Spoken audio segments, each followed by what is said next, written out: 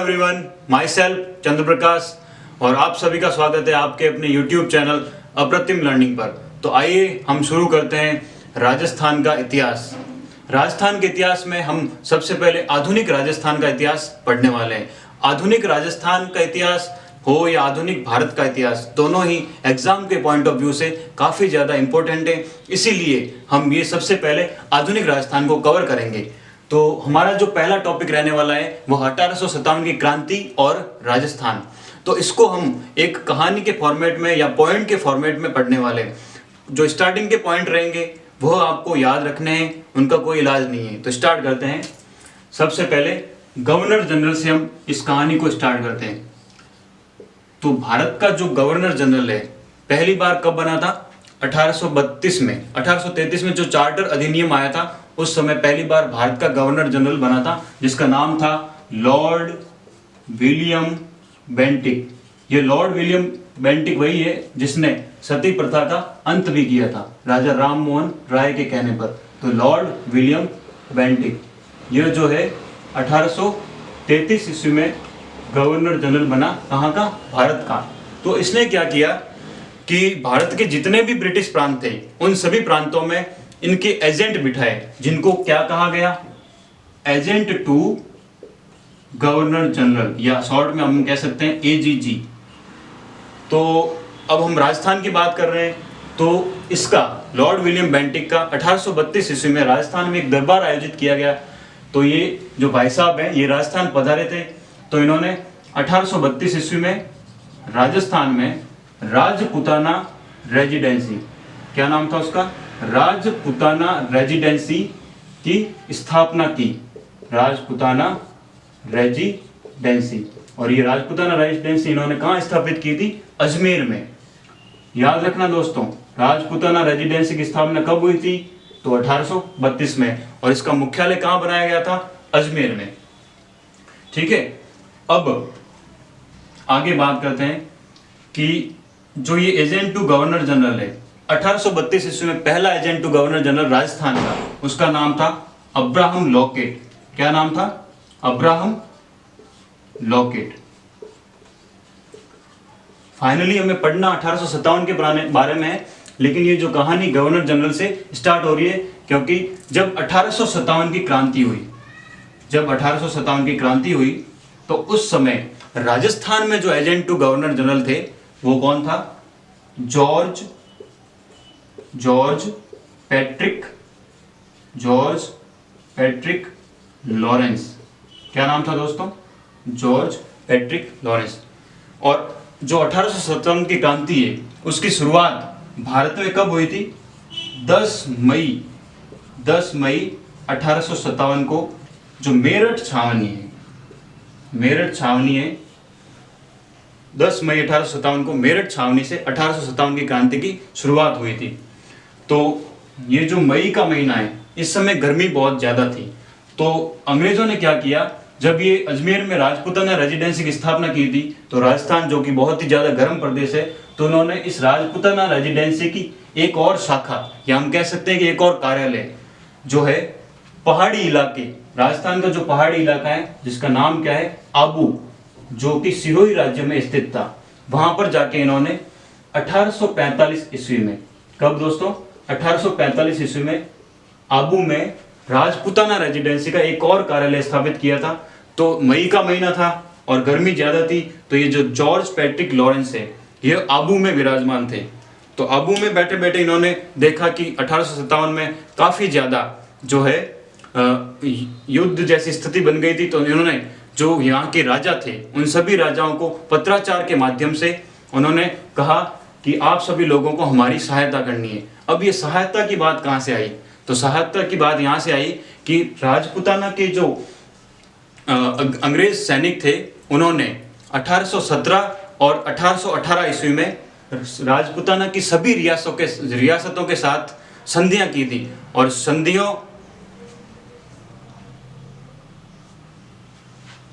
जो संधियां हैं 1817-18 में जो राजपुताना की संधियां स्थापित की गई थी उनमें आपस में राजपुताना की जो रियासतें हैं और अंग्रेज हैं इन दोनों ने आपस में एक वादा किया था कि अगर राजपूताना की रियासतों के ऊपर कोई भी युद्ध की स्थिति या कोई खतरा मंडराता है तो अंग्रेज उनकी सहायता करेंगे, और जो दूसरी तरफ अंग्रेज जो है वो रियासतों की सहायता करेंगे और रियासतें जो है अंग्रेजों की सहायता करेंगे। तो अब 1857 की क्रांति में अंग्रेजों के ऊपर मुश्किल घड़ी आ चुकी थी, तो राजपूताना की जो रियासतें थी उन्होंने अंग्रेजों की सहायता की। तो राजस्थान में 1817 ईस्वी से लेके 1818 ईस्वी में राजपूताना की जो रियासत है और अंग्रेजों के मध्य संधियां हुई थी, और जो पहली संधि करने वाला रियासत थी उसका नाम था करौली रियासत। क्या नाम था दोस्तों? करौली। और सबसे अंत में जिस रियासत ने संधि की थी उसका नाम था सिरोही। क्या नाम था? सिरोही। और ये संधि कब स्थापित की गई थी? 1823 में, सबसे अंत में। ठीक है, तो ये जो संधियां हैं ये भी हम अलग से एक टॉपिक के थ्रू कवर करने वाले हैं, जिसमें हम राजपूताना की रियासतें और अंग्रेजों के मध्य जो संधि स्थापित की गई थी उनको पढ़ेंगे। लेकिन अभी हम 1857 की क्रांति की बात कर रहे हैं। तो हम कहाँ थे? आबू में इन्होंने कार्यालय स्थापित किया, और ये जो जॉर्ज पैट्रिक लॉरेंस है उसने पत्राचार किया। तो अब राजपूताना की जो रियासतें उस समय थी उनको हम एक एक करके देखते हैं, वहाँ के कौन कौन राजा थे और कौन कौन वहाँ पर जो है उस समय इस एजीजी के पॉलिटिकल एजेंट यानी पीए बैठे हुए थे। तो 1857 में जब AGG, agent to governor general Rajasthan का जॉर्ज पैट्रिक लॉरेंस था, तो उस समय राजपूताना की जो रियासतें थी इस एजीजी ने वहाँ पर अपने पीए, जिसको हम कहते हैं पॉलिटिकल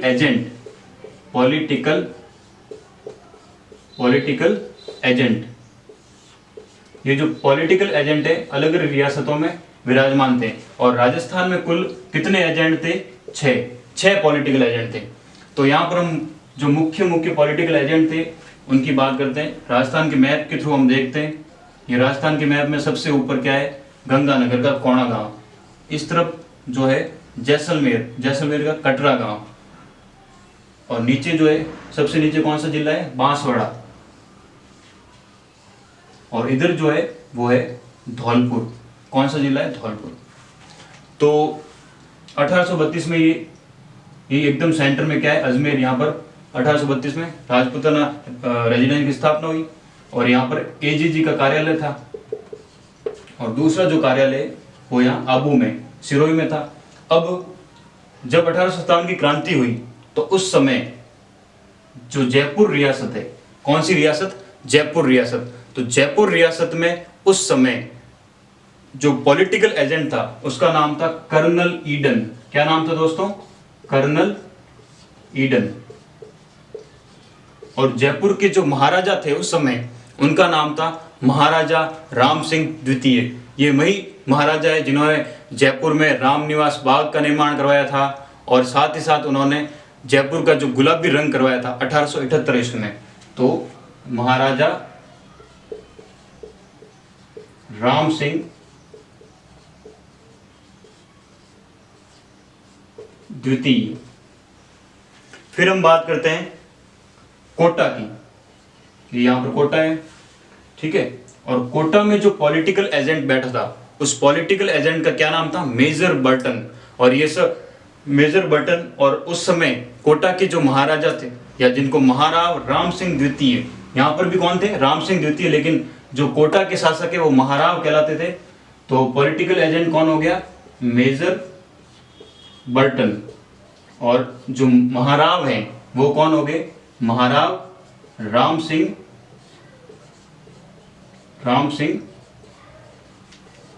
द्वितीय। ठीक है। तो उसके बाद हम बात करते हैं यहाँ पर उदयपुर रियासत की। उदयपुर रियासत जो है उस समय 1857 की क्रांति के दौरान जो पॉलिटिकल एजेंट है वो था मेजर सावर्स। क्या नाम था? Major Sawers. ये कौन सी रियासत है? उदयपुर। और यहाँ के जो महाराजा थे वो थे स्वरूप सिंह।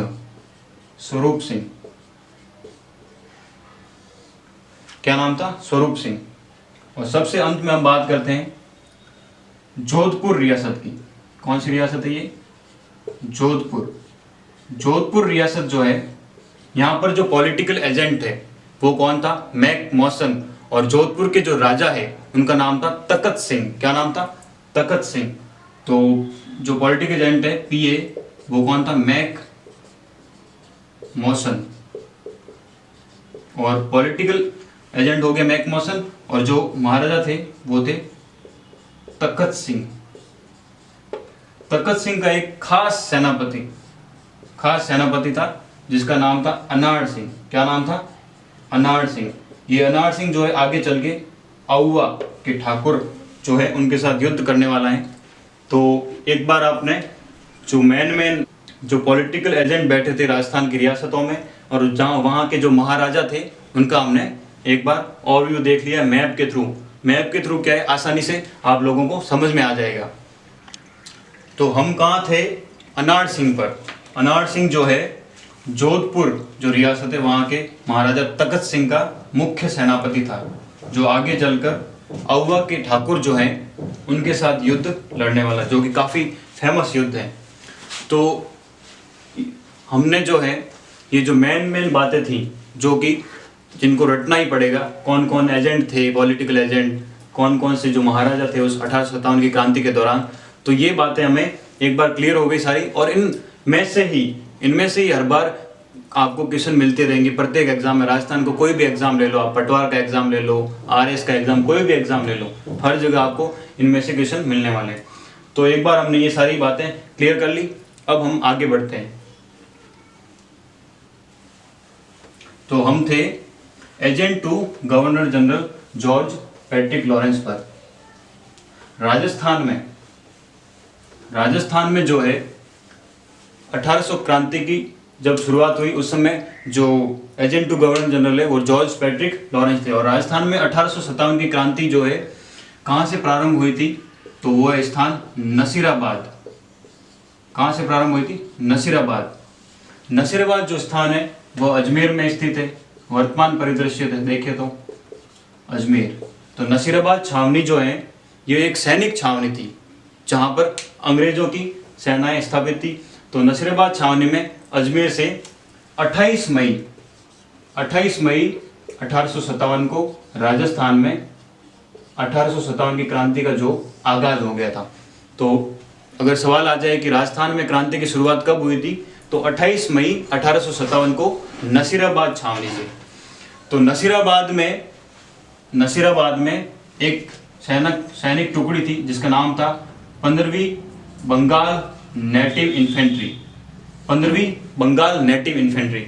इस 15वीं बंगाल नेटिव इन्फेंट्री का एक सैनिक था जिसका नाम था बख्तावर सिंह। उसका नाम था बख्तावर सिंह। 15वीं बंगाल नेटिव इन्फेंट्री जो है उनका सैनिक बख्तावर सिंह जो है उसने वहां पर बैठे 2 अंग्रेज अधिकारी, कितने अंग्रेज अधिकारी? 2। एक का नाम था कैप्टन न्यूबरी और दूसरा जो अंग्रेज अधिकारी था वो था मेजर स्पॉटिस वुड। इन दोनों को मौत के घाट उतार दिया। तो राजस्थान में क्रांति की शुरुआत नसीराबाद से 28 मई 1857 को प्रारंभ हुई। वहां पर एक सैनिक टुकड़ी थी अंग्रेजों की, 15वीं बंगाल नेटिव इन्फेंट्री। और 15वीं बंगाल नेटिव इन्फेंट्री का जो सैनिक है बख्तावर सिंह, इस बख्तावर सिंह ने वहां पर जो अंग्रेज अधिकारी थे कैप्टन न्यूबरी और मेजर स्पॉटिसवुड को मौत के घाट उतार दिया। अब ठीक 2 दिन बाद, कितने दिन बाद? 2 दिन बाद 30 मई 1857 को एक और सैनिक टुकड़ी जिसका नाम था 30वीं नेटिव इन्फेंट्री। उस समय अंग्रेजों ने क्या है, सैनिक टुकड़ियों के जैसे वर्तमान में गोरखा राइफल्स, नेपाली जैसे आदि जो सेनाओं के नाम रख रखे हैं, उस समय जो है नंबर वाइज नाम दे रखा था 15वीं 30वीं। तो 30 मई 1857 को 30वीं नेटिव इन्फेंट्री द्वारा जो है विद्रोह प्रारंभ किया गया। और विद्रोह करते करते ये कहां पहुंच गए? दिल्ली पहुंच गए। दिल्ली इसलिए पहुंचे क्योंकि दिल्ली में 1857 के समय जो मुगल बादशाह है वो बहादुर शाह जफर द्वितीय थे। और उन्हीं को 1857 की क्रांति का प्रतीकात्मक जो राजा हैं वो बनाया गया। तो सैनिक जो है 30 मई 1857 को दिल्ली की ओर चले गए और दिल्ली चलो का नारा दिया इन्होंने। कौन सा नारा दिया था? दिल्ली चलो। ठीक है, तो नसीराबाद की बात खत्म करने के बाद हम आगे बढ़ते हैं दूसरी सैनिक छावनी जिसका नाम था नीमच छावनी। क्या नाम था? नीमच। दूसरी जो सैनिक छावनी है उसका नाम था नीमच। अब दोस्तों ये नीमच कहाँ स्थित है? तो नीमच जो है वर्तमान परिदृश्य में देखा जाए तो ये मध्य प्रदेश राज्य में स्थित है। कौन से राज्य में? मध्य प्रदेश राज्य में। नीमच जो है यहाँ पर 3 जून 1857 को क्रांति की शुरुआत हुई थी।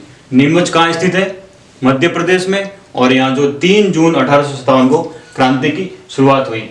यहाँ पर एक नेता था सैनिक जिसका नाम था मोहम्मद अली बेग। मोहम्मद अली बेग जो है यहाँ का एक सैनिक था, उसने विद्रोह प्रारंभ करने की कोशिश की।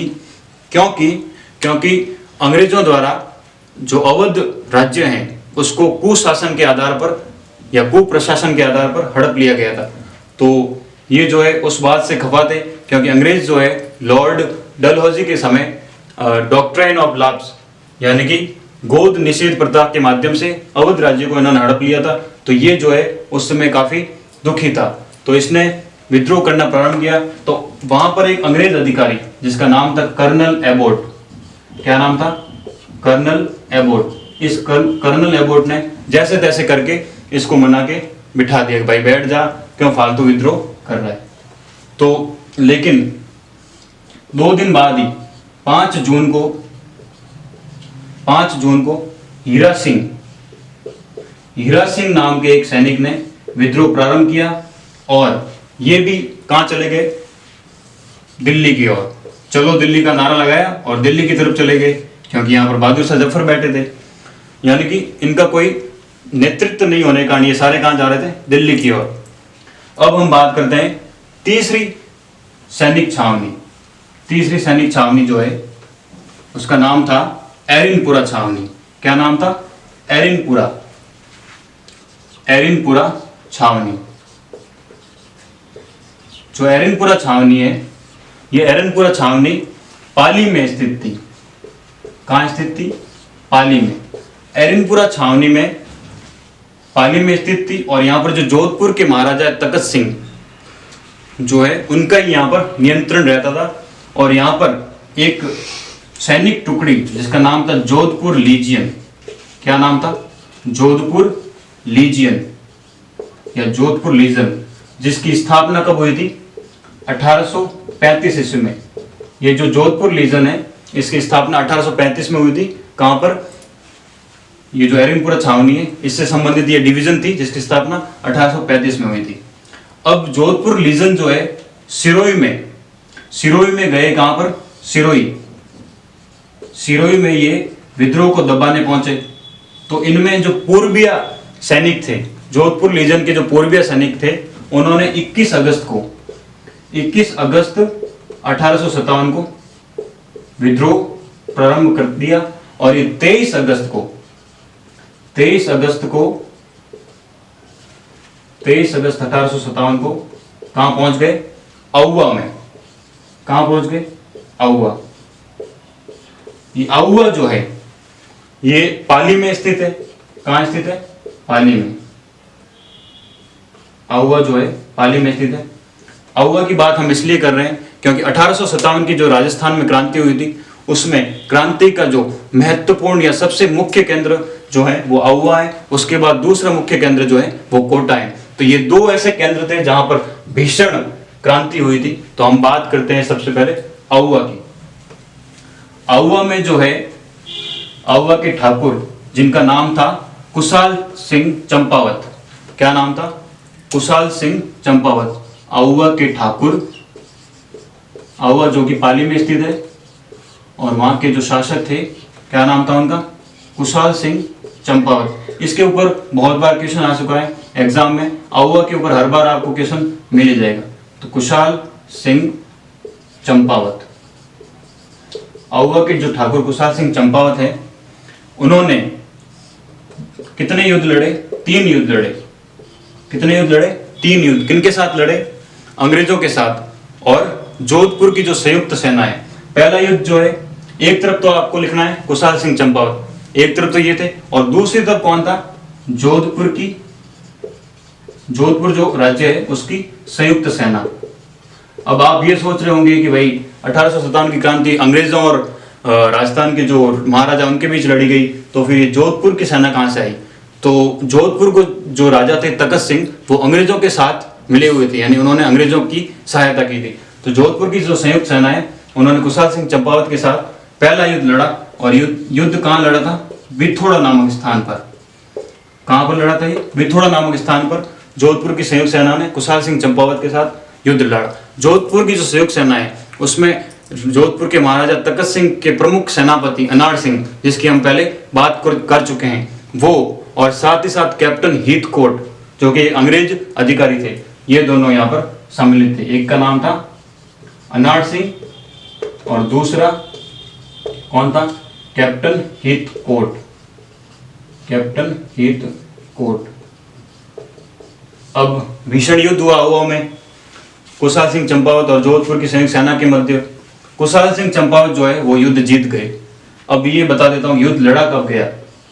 वैसे डेट याद रखने की इतनी जरूरत नहीं है, फिर भी मैं लिख लेता हूं यहाँ पर। 8 सितंबर 1857 को जो है पहला युद्ध लड़ा गया था। अब हम बात करते हैं दूसरे युद्ध की। जो दूसरा युद्ध है वो कहां लड़ा गया था? चेलावास में। कहां लड़ा गया था? चेलावास में। इसके ऊपर 4 से 5 बार क्वेश्चन आ चुका है बहुत सारे एग्जामों में। तो चेलावास का युद्ध जो है यह किसके बीच लड़ा गया था? ये लड़ा गया था राजस्थान में जो एजेंट टू गवर्नर जनरल है George Patrick Lawrence, plus Jodhpur में जो पॉलिटिकल एजेंट बैठा था जिसका नाम था मैक मॉसन, और दूसरी तरफ कौन है? आउवा के ठाकुर कुशाल सिंह चंपावत। तो एक तरफ तो ये कुशाल सिंह चंपावत, दूसरी तरफ हो गया एजीजी जॉर्ज पैट्रिक लॉरेंस और मैक मॉसन। Mac Mason. अब युद्ध लड़ा गया, फिर से कौन जीता? कुशाल सिंह चंपावत। यहाँ पर ये जो मैक मॉसन है पॉलिटिकल एजेंट, उसको मौत के घाट उतार दिया गया। ये जो एजीजी भाई साहब है ये वापस भागकर अजमेर चले गए। कहाँ चले गए? अजमेर। और मैक मॉसन मारा गया। इसका जो गर्दन है उसको काट कर आउवा के किले पर लटकाई गई, और जो वहां के विद्रोही थे उन्होंने बहुत खुशियां मनाई। अब तीसरा युद्ध, तीसरा जो युद्ध है वो लड़ा गया था। अब चूंकि कुशाल सिंह चंपावत ने एजीजी को भी हरा दिया था, तो अब दिल्ली से जहां कौन गवर्नर जनरल बैठा था, उसने गवर्नर जनरल उस समय कौन था? Lord Canning. लॉर्ड कैनिंग ने उस समय कर्नल होम्स के नेतृत्व में, किसके नेतृत्व में? कर्नल होम्स के नेतृत्व में एक सेना आउवा भेजी। कर्नल होम्स, अभी वापस एजीजी साहब इसके साथ आ गए, प्लस एजीजी। इन्होंने जो है आउवा के ठाकुर कुशाल सिंह चंपावत के साथ जो है तीसरा युद्ध लड़ा। ये आउवा में लड़ा गया था। पहला युद्ध विथोड़ा में, दूसरा चेलावास में और तीसरा आउवा में। कब लड़ा गया था ये लड़ा गया था 20 जनवरी 1858 को, 20 जनवरी। लेकिन इस युद्ध में जो है आउवा के जो ठाकुर कुशाल सिंह चंपावत है वो हार गए। तो वो भागकर कहाँ चले गए? अपने छोटे भाई पृथ्वी सिंह के साथ पास, और पृथ्वी सिंह को बोला कि तू जो है आउवा के किले का अधिकार कर, वहां पे बैठा रहे और मैं चला जाता हूं। तो अब ये कहाँ गए? जो कुशाल सिंह चंपावत है, कुशाल सिंह चंपावत जो है अपने छोटे भाई पृथ्वी सिंह को आउवा के किले का द्वार सौंपकर खुद चले गए।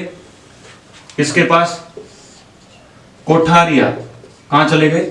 कोठारिया के शासक रावत जोध सिंह के पास। तो अगर सवाल पूछे कि जब आउवा में तीसरा युद्ध लड़ा गया था कुशाल सिंह चंपावत और कर्नल होम्स के मध्य, तो आउवा के ठाकुर कुशाल सिंह चंपावत ने कहाँ जाकर शरण ली थी? तो रावत जोध सिंह के पास। कम से कम जोध सिंह के यहाँ जाके शरण ली। 3 दिन बाद चौथे दिन 24 जनवरी को आउवा के दुर्ग पर, 24 जनवरी को आउवा के किले पर जो है अंग्रेजी सेना का अधिकार हो गया।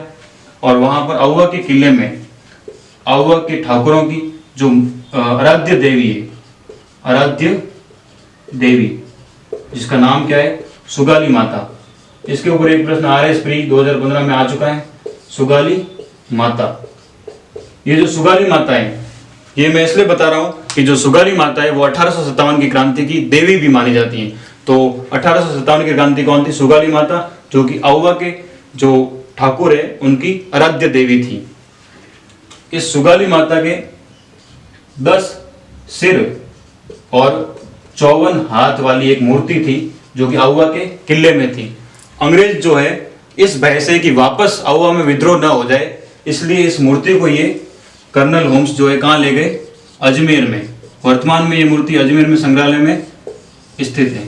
ठीक है, तो आउवा में जो 3 युद्ध हुए, पहला युद्ध बिथोड़ा का युद्ध, दूसरा चैलावास का युद्ध और तीसरा जो है आउवा का युद्ध, जिसमें अंततः कुशाल सिंह चंपावत की पराजय हुई और अंग्रेजों का आउवा के किले पर अधिकार हो गया। तो अब हम बात करते हैं राजस्थान में जो क्रांति का सबसे भयानक विद्रोह हुआ था, वो कहाँ हुआ था? कोटा में। तो कोटा के बारे में हम बात करने वाले हैं। हम कोटा की क्या खास बात थी? कोटा में जो विद्रोह हुआ वह किसी सैनिक टुकड़े के द्वारा विद्रोह नहीं हुआ, बल्कि वहां की जो आम जनता है उन्होंने राजा की अत्याचार, और कोटा का राजा कौन था? मैंने आपको बताया था, कोटा के राजा थे महाराव राम सिंह द्वितीय। तो कोटा की जो जनता है, कोटा की जो जनता है उसने क्या कर दिया? विद्रोह। और वहां के राजा महाराव राम सिंह द्वितीय, महाराजा राम सिंह द्वितीय जो है उनको नजरबंद करके क्या कर दिया? नजरबंद। और कोटा के जो किला है, कोटा के किला में कैद कर दिया इनको। कोटा के किले में जनता ने विद्रोह करके महाराजों को कैद कर लिया। अब कोटा में विद्रोह के जो नेता थे वो कौन थे? तो नेताओं के नाम लिख लेता हूं मैं। एक का नाम था वकील जयदयाल, और दूसरा था, कोटा में 2 नेता थे, वकील जयदयाल और जो दूसरे थे वो क्या नाम था उनका? रिसालदार मेहराब खां। इन दोनों ने मिलके जो है जनता के साथ महाराव राम सिंह द्वितीय को दुर्ग में कैद करवा लिया और 6 महीने तक कैद में रखा। कितने महीने तक? 6 महीने तक। और वहां पर भीषण इन्होंने विद्रोह किया। अब यहां पर भी एक पॉलिटिकल एजेंट बैठा था। कोटा जो है यहाँ पर पॉलिटिकल एजेंट, जैसा मैंने बताया था आपको, मेजर बर्टन, उसके साथ उसके 2 पुत्र और डॉक्टर कॉटम, सैडलर कॉटम। तो इन चारों को इन्होंने मिलकर मौत के घाट उतार दिया वहां की जनता ने, यानी कि 4 अंग्रेज अधिकारी मारे गए। इसलिए जो है वापस अब इसको विद्रोह को रोकने के लिए कार्य प्रारंभ करने लगे। तो अब कोटा में जो विद्रोह है उसको रोकने का काम किसने किया था? अंग्रेजी सेना, अंग्रेजों की एक सेना और करौली जो रियासत है, उस करौली रियासत का शासक था मदन पाल। क्या नाम था? मदन पाल। इस मदन पाल ने आकर के कोटा में विद्रोह को समाप्त किया। ठीक है, तो अंग्रेजों ने क्या कहा? अंग्रेजों ने कोटा के जो महाराव राम सिंह द्वितीय उनके ऊपर यह इल्जाम लगाया कि कोटा के महाराव ने ही जनता के द्वारा विद्रोह करवाया, इसलिए इसकी जो तोपों की सलामी है, राजस्थान में क्या था? जितनी बड़ी रियासत उतनी ज्यादा तोपों की सलामी। तो कोटा रियासत को पहले 17 तोपों की सलामी दी जाती थी, लेकिन बाद में 1857 की क्रांति के बाद ये घटा के 11 कर दी गई। जबकि करौली का जो शासक है मदन पाल, उसकी पहले तोपों की सलामी कम थी और उसको बढ़ा के इन्होंने कितनी कर दिया? 17। ठीक है, तो अब ये कोटा में विद्रोह जो है उसके बारे में हमने एक बार देख लिया। तो कोटा में जो विद्रोह है वो कब हुआ था? तारीख पूछ ले तो वो हुआ था 15 अक्टूबर 1857 को। कब हुआ था? 15 अक्टूबर 1857 को। अब हम बात करते हैं वापस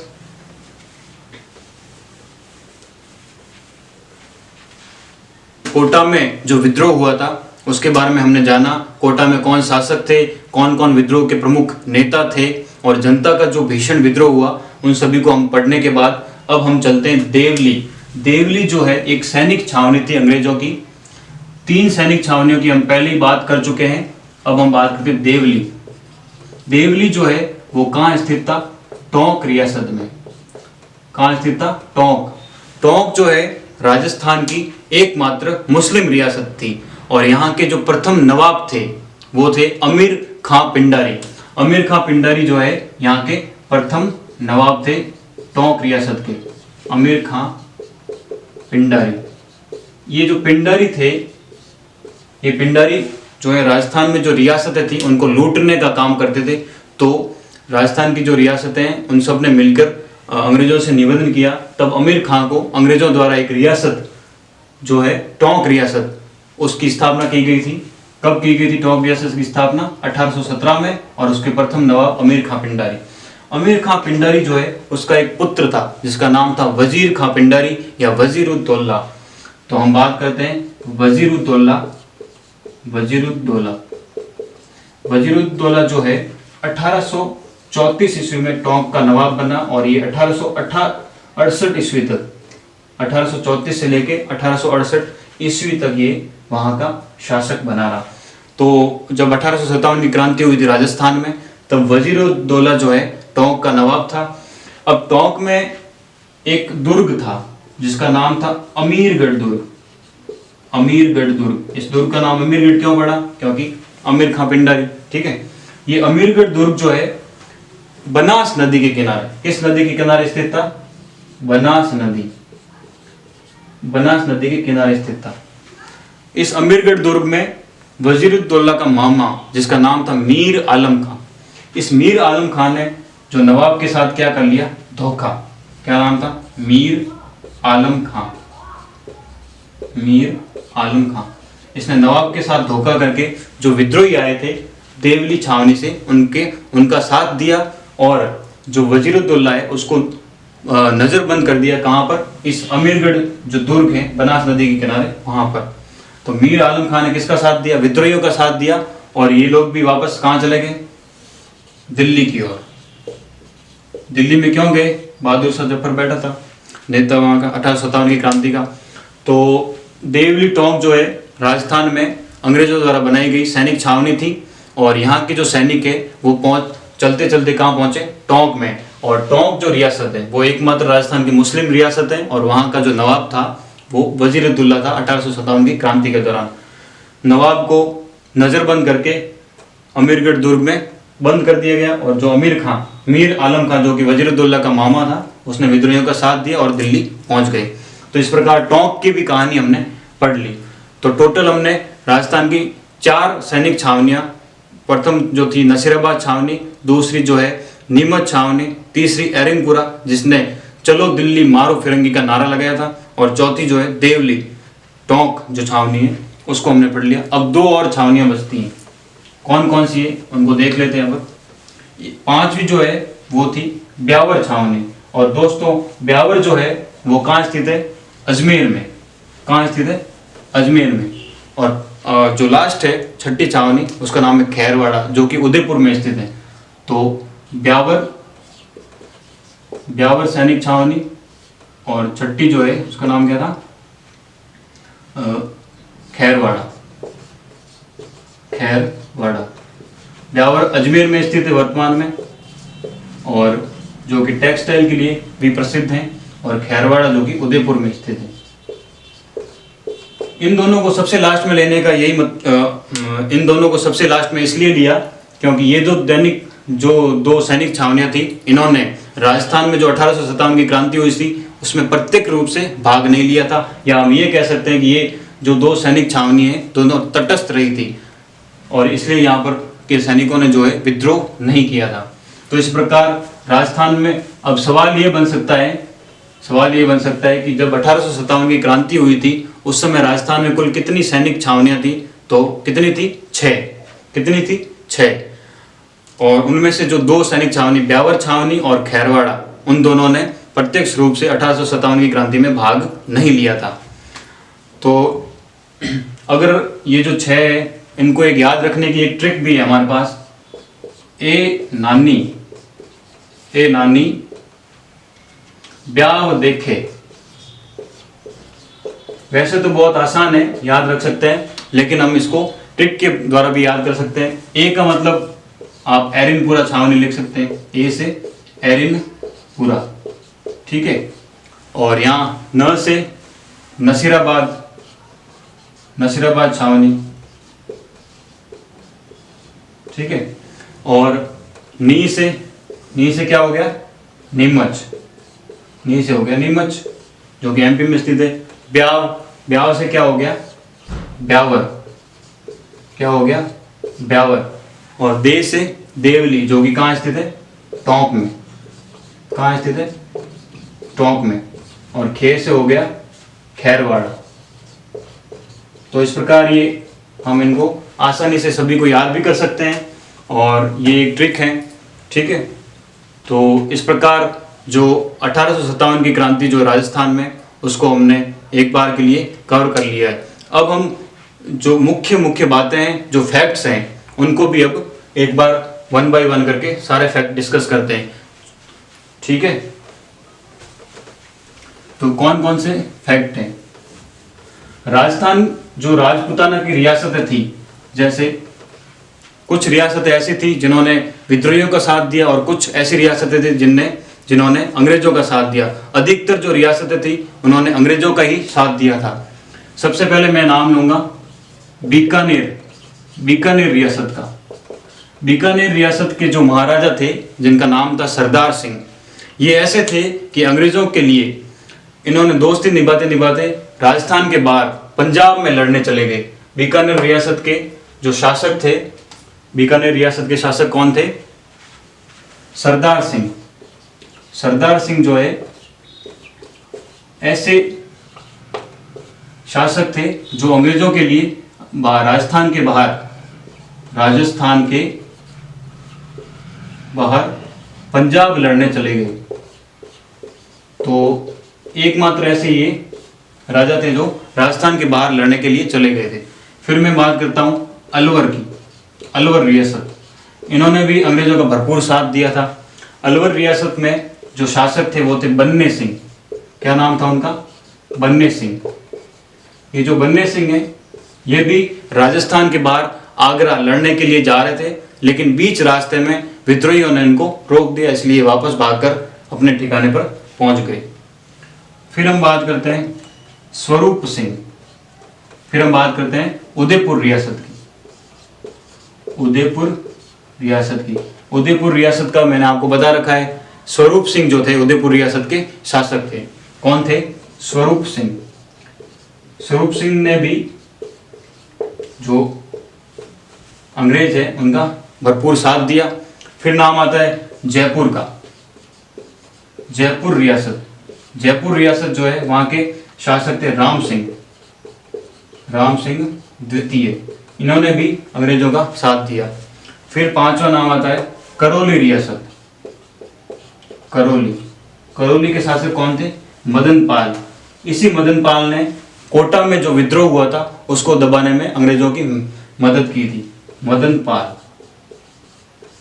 करौली जो रियासत है वहां पर यादव वंश के जो राजा शासन करते थे, और करौली का संस्थापक जो है वो गोपाल पाल था, ठीक है। और मदन पाल ने जो है कोटा में विद्रोह दबाया था। इस प्रकार ये पांचों रियासतें ऐसी थी जिन्होंने अंग्रेजों का भरपूर सहयोग किया। अगर ये रियासतें जो है अंग्रेजों का साथ न देती तो शायद राजस्थान का कुछ परिदृश्य और ही होता, और वहां से अंग्रेज कब का भाग चुके होते।